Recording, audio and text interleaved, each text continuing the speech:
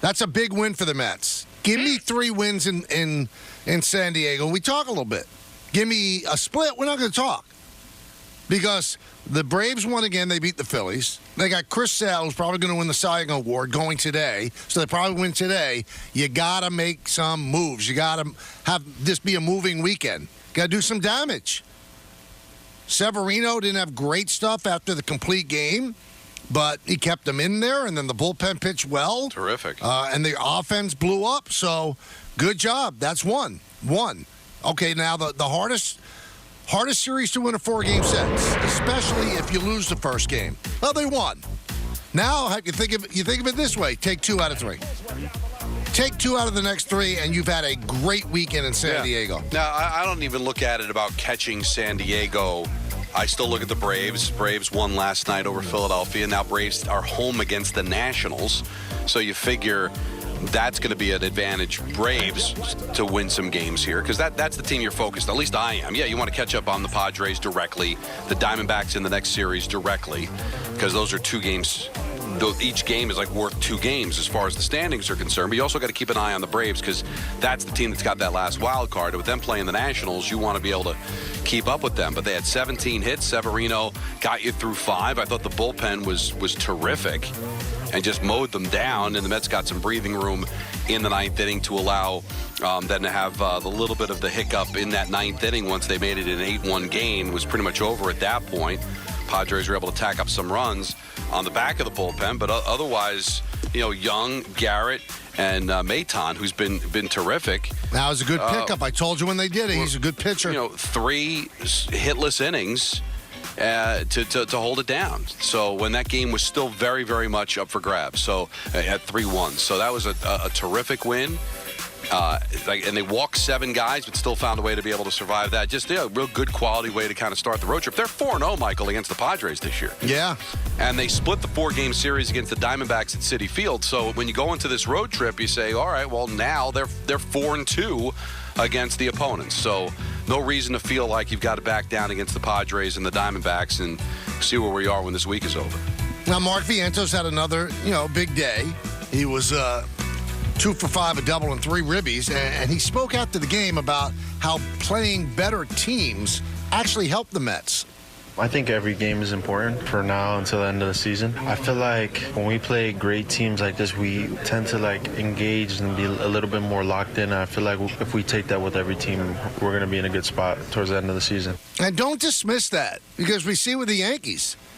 Yankees have the best record in baseball against teams over 500, and they're just a pedestrian team against teams under 500, which they will engage with this weekend as the Rockies come to town starting tonight. So I think teams do get more engaged. They lock in a little bit more. They don't get sloppy. Because when you're playing a bad team, you almost think you could roll the gloves out there and win. You can't. You can't. The worst team in the world could win a game on any given night. The 1962 Mets are considered the worst team in the world. They won 40 times. 40 times a team that thought they were going to roll the ball out there and win lost. So you can't get complacent. But that's not any worry of the Mets, because they're playing 2 teams in front of them on this road trip. 2 teams in front of them. Let's see what they do. Now, go ahead, Don. I was going to say, and, I guess Shohei Ohtani's going to stand in the way, but Lindor should get some consideration for MVP. Right. Some consideration. I know, I just looked it up. He's plus 500. Ohtani's in the minus 1,000. It looks like Ohtani's going to be the guy to get it, but Lindor's had a tremendous season. He is really the engine that makes this team go. Didn't have an RBI last night, but had a couple of hits. Since he's moved up to the leadoff spot, he maybe isn't living up to the contract, but he's certainly living up to being a star on this team, and should at least get some consideration for the MVP. Well, he'll be in the top 5. He might even be in the top 3. So, again, like we do with Judge, if you took away the awful start, he'd be having an unbelievable season. And if you don't take away the awful start, he's still having a really outstanding season. And over his last 15 games, hitting .381. So overall, 268, 25 home runs, 73 ribbies, stolen 25 bases, only been caught 4 times. And his OPS is 820. That's an MVP-type season. And one other thing that people take for granted, because all we do is complain We moan about it all the time. Load management. Not this guy, and he plays the toughest position on the field. Plays every single day. He's played every single game. And after the game, Mendoza said, you know what? We talk about days off. He doesn't want to have a day off. And I'm a big, firm believer, unless you're hurt, you should not have a day off. I know you wear down. Cal Ripken wore down. How'd it work out for him? He's got a plaque in Cooperstown. But Anthony Volpe doesn't take days off. Yeah. You know what? Judge and Soto haven't taken days off. Soto was hurt, so he missed 3 or 4 games. But Judge has been unbelievable this year. Yeah, Great players should want to play every day. And especially now with the DH, that there are ways to be able to get guys days off, right? Like the intention, I think, should be to play every day.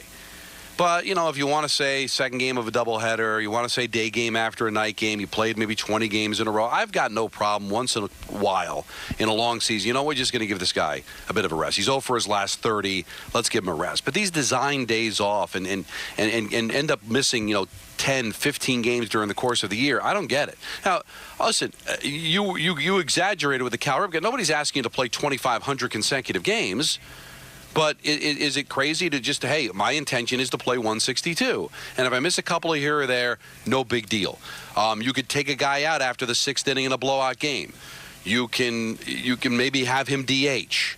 There's ways of being able to give a guy a bit of a rest, but still make him available to be able to at least be able to perform north of 158 games. I don't think there's anything wrong with that. And he had a great answer yesterday, Lindor. He said, you know what? I prepared during the offseason so they could play every day. Good job by him. He gets $34 million a year. Now, that doesn't mean that the money you get paid forces you to play every day, but the guy loves baseball, and he wants to play every day. Buck Showalter couldn't get him to sit down, and now Mendy can't get him to sit down. We're in the middle right now at Diamond Notes, brought to you by London Jewelers and driven to you by Nissan.